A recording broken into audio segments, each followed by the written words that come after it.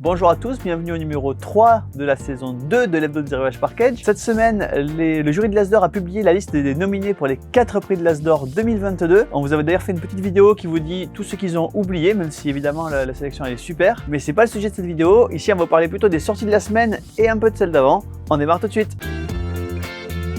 Et on démarre tout de suite avec Sous l'océan, un jeu pour les plus jeunes à partir de 5 ans. C'est un jeu de stop ou encore, vous allez devoir plonger, chercher des perles dans l'océan évidemment. Comment ça se passe? Vous allez jeter un dé et choisir l'endroit où vous allez placer votre petit plongeur.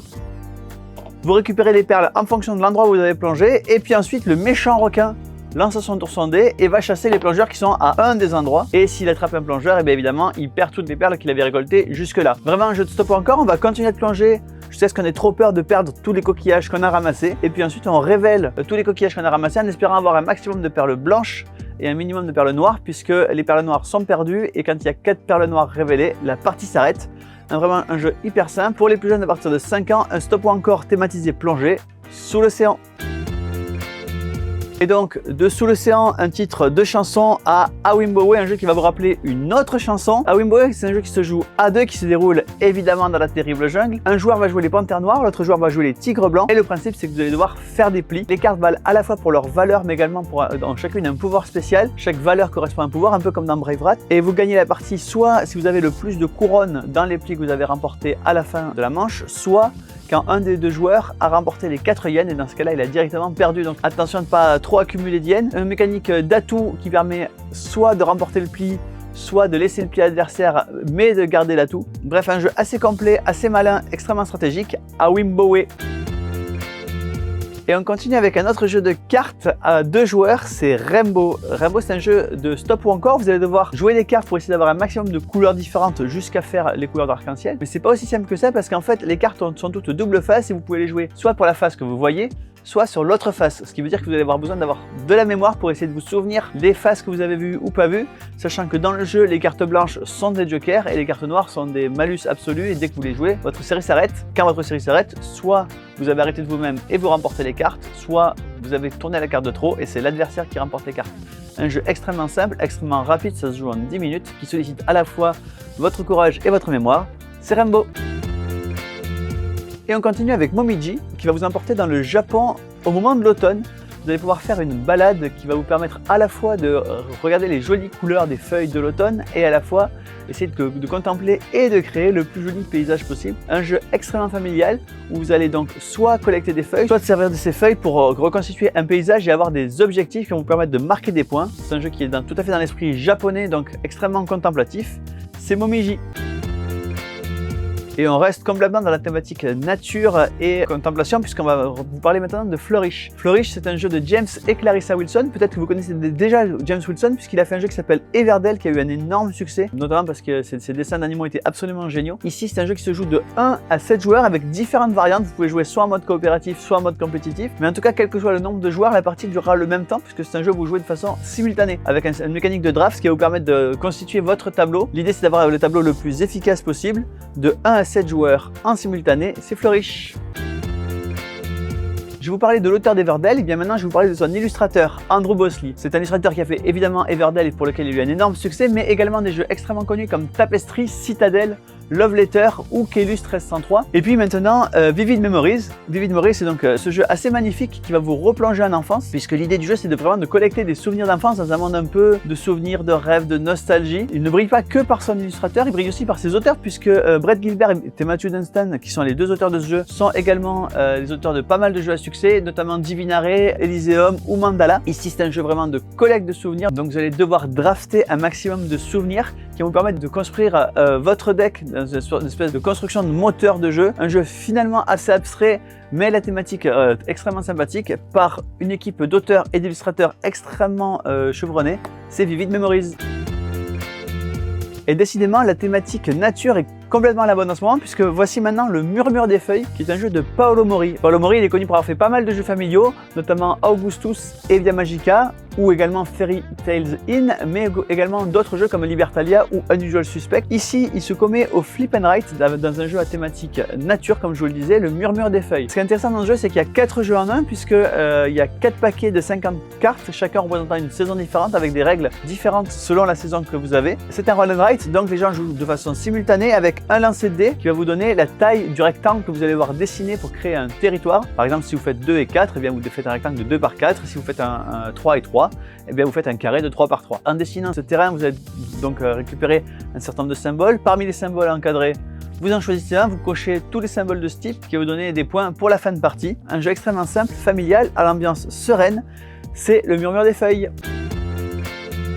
Et on continue avec Pantolino. Pantolino, c'est également un jeu pour les plus jeunes puisqu'il se joue à partir de 4 ans. C'est également un jeu de stop ou encore puisque vous allez collecter des pattes pour votre 1000 pattes. Grâce aux dés, vous jetez des dés, vous obtenez des couleurs et vous allez devoir trouver des pattes qui ont les chaussures qui correspondent à ces couleurs. A noter qu'il y a une variante un peu plus expert de ce jeu. Vous allez pouvoir vous piquer des bouts de pattes, des 1000 pattes des adversaires, ou une version plus simple et plus adaptée aux plus jeunes où on ne vole rien à personne.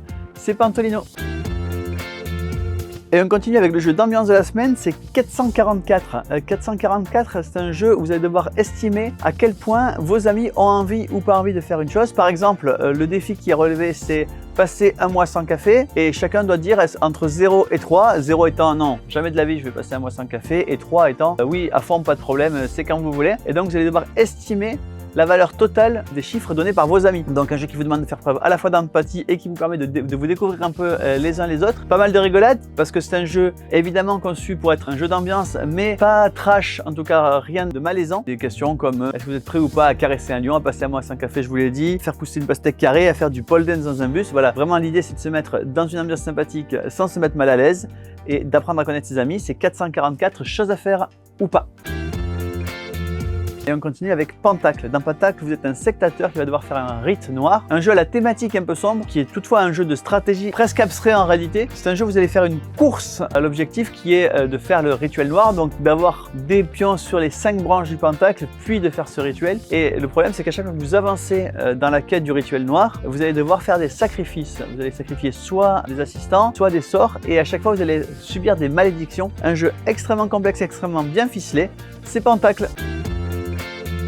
Et on continue avec Tabanussi, les bâtisseurs durs, un jeu de Daniele Taschini et David Spada. Daniele Taschini, vous le connaissez peut-être, il a fait pas mal de jeux experts. Il a fait Tzolk'in, il a fait Trismegistus, un auteur assez chevronné. Ici, il revient donc avec Tabanussi, un jeu dans lequel vous allez jouer la première civilisation, puisque vous allez bâtir Ur, la capitale de la Mésopotamie antique, dans un jeu de pose ouvrier où chaque ouvrier vous permet de collecter un dé qui sert à la fois de ressources et à la fois qui va vous contraindre à jouer sur ce plateau-là à votre prochaine action. Donc voilà, un jeu qui va vous demander de programmer d'un coup sur l'autre les différents événements. Faites attention également à ce que font vos adversaires, puisque en fonction de ce qu'ils font, la partie pourra se terminer plus ou moins vite. À chaque fois qu'une pile de dés est épuisée, eh bien il y a un décompte. Quand tous les décomptes sont finis, la partie est terminée. Évidemment, dans chaque décompte, c'est la majorité sur les différentes zones qui compte. Donc un jeu assez profond sur 1 à 2 heures. C'est Tabanussi, les bâtisseurs d'Ur. Et on continue avec le dernier sorti de la série Jour de gloire, le wargame de la semaine, les 4 bras et Waterloo 1815. C'est donc une série de batailles qui termine évidemment les campagnes napoléoniennes, puisque c'est la défaite de Napoléon à Waterloo. Ici, ça se joue sur 4 scénarios différents. Vous pouvez évidemment renverser le sort, puisque vous pouvez jouer les Français et remporter la partie, ou les Anglais et battre Napoléon. Attention, c'est un jeu qui est assez impliquant, d'une évidemment grande complexité, puisque c'est un wargame qui se joue entre 2 heures pour un scénario et 10 heures si vous voulez jouer la campagne complète. C'est donc les 4 bras et Waterloo 1815. En 2014, si vous en souvenez, le jeu qui avait remporté le Spiel des Jahres, ça s'appelait Camel Up. Et bien voici Camel Up Off-Season. Ça n'est pas le même jeu, ça ne sont pas les mêmes mécanismes, mais c'est le même univers. Évidemment, les auteurs ont cherché à profiter de la hype de Camel Up pour sortir un Camel Up Off-Season 8 ans plus tard. C'est un jeu à la fois d'enchères, puisque vous allez enchérir des points de victoire pour avoir le choix d'être le premier à venir chercher sur les marchés les différentes ressources, mais à la fois un jeu de collection et avec également quelques composantes de stop ou encore, puisque vous ne devez pas trop charger vos chameaux et que vos chameaux ne peuvent porter qu'un seul type de ressources. C'est Camel Up Off-Season. Et on continue avec les 3 nouvelles boîtes dans la série Sherlock Q-System. Le principe de cette série, ce sont des jeux extrêmement simples que vous pouvez jouer sans même lire de règles. Le principe est que vous avez une enquête à mener, vous avez des cartes dans la main, vous allez choisir celles que vous allez révéler à vos partenaires pour essayer de construire l'histoire et celles qui ne sont pas intéressantes et doivent être défaussées. À vous de faire les bons choix. Au fur et à mesure que les cartes sont révélées par tous les joueurs, eh bien l'histoire se construit et vous devez résoudre une enquête. 3 nouvelles enquêtes ici, la copie, donc une enquête qui tourne autour d'un tableau qui a été vendu et qui est un faux. À quel moment est-ce une copie qui a remplacé l'ancien? Les essais Fabien, où John Marlowe, un défenseur de la cause prolétarienne, a été retrouvé assassiné. Et enfin le crime du 5 mai, où un passager de train est trouvé mort à Karachi. Donc 3 nouvelles enquêtes pour jouer avec 32 cartes par boîte à un prix mini évidemment dans la gamme Sherlock System Q.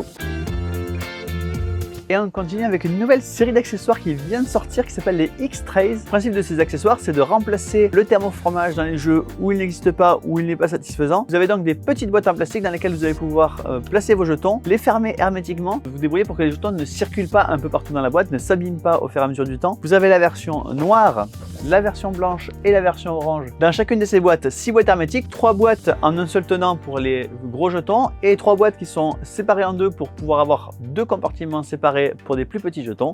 Ce sont les X-Trays. Et on continue avec Art et Architecture, une extension pour Tapestry. Tapestry, c'est ce jeu de civilisation dans lequel vous allez devoir développer à la fois votre capitale et votre pays. Un vrai 4X qui combine à la fois du développement, de la guerre et toutes les composantes d'une civilisation. Dans Art et Architecture, il y a 2 nouveaux plateaux capitales, 2 nouvelles civilisations, 2 nouvelles cartes chefs-d'œuvre, des nouveaux bâtiments en 3D. Bref, tout ce qu'il faut pour améliorer encore vos expériences sur Tapestry, Art et Architecture. Également une nouvelle extension pour Bataille à Poudlard. Bataille à Poudlard, ça a été un des gros succès de 2021. C'est un deck building coopératif familial dans l'univers d'Harry Potter. Tous ces éléments qui expliquent sans doute son succès. Ici arrive l'extension Sortilèges et Potions qui vous permettent en même temps de jouer à 5 avec un nouveau personnage, Ginny Weasley. À la fois, ça rajoute de nouveaux vilains comme Marcus Flint, mais également de nouvelles cartes pour vos decks. Bref, beaucoup de composantes. Et évidemment, comme d'habitude, on va faire un PK Game Pack avec les extensions plus le jeu à prix promotionnel Harry Potter, Potions et Sortilèges. Et on continue avec l'extension Trou d'air, un game-up pour Bahamas. Bahamas, c'est ce jeu où vous jouez une bande de malfrats qui est en train de se disputer pour le magot. Dans Trou d'air, il y a 2 nouveaux malfrats, mais également de nouvelles cartes qui vous permettent de faire pas mal de retournements de situation et un côté un peu tiens prends ça, qui est évidemment dans l'esprit du jeu de base, mais qui est ici davantage poussé. Trou d'air, l'extension pour Bahamas. Et on continue avec Sword and Sorcery, le portail des arcanes. C'est une extension pour Sword and Sorcery, comme son nom l'indique, qui va vous permettre de poursuivre la campagne après la fin de la campagne initiale de la boîte de base. Il y a dans la boîte pas mal de matériel, notamment 2 nouveaux ennemis, un nouveau maître ennemi, mais également des plateaux modulables qui vont vous permettre de jouer à l'infini, puisque les plateaux modulables vont changer d'une partie à l'autre, même sur le même scénario. Une nouvelle campagne avec donc évidemment de nouvelles parties narratives. Et comme d'habitude, on fait un PK Game Pack avec Sword and Sorcery et le portail des arcanes. Et on termine avec Terre Fracturée, une extension pour Spirit Island. Spirit Island, c'est un jeu expert coopératif, c'est suffisamment rare pour être noté. Vous allez jouer des puissances divines qui vont défendre leur île contre les méchants humains qui viennent l'envahir. Dans la boîte, beaucoup de nouveaux matériels, avec notamment des nouveaux esprits qui vont venir vous aider, des bêtes, des ronces, des nouveaux adversaires. Beaucoup de choses pour renouveler vos parties. C'est Terre Fracturée, l'extension pour Spirit Island. Et bien voilà, le numéro 3 de la saison 2 de l'hebdo des Irish Package est terminé. Moi, je vous donne rendez-vous la semaine prochaine pour un numéro 4.